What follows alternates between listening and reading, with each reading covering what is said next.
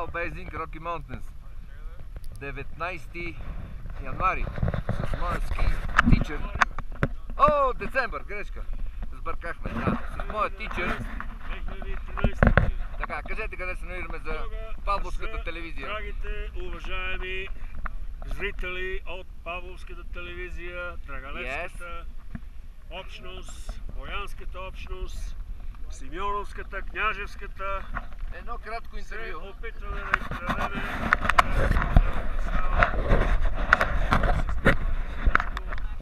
Ето ме. се директно срещу Continental Divide. Така. Две думи за... Височината, надморската височина е 4000 метра, малко под 4000 метра.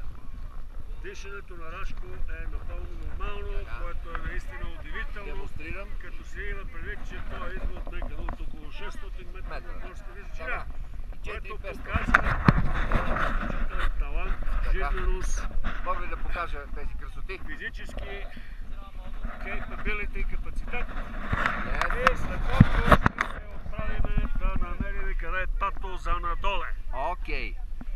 Така че, уважаеми другарки и другари, ladies and gentlemen, boys and girls, сега we are going to conclude our emission and see you next time.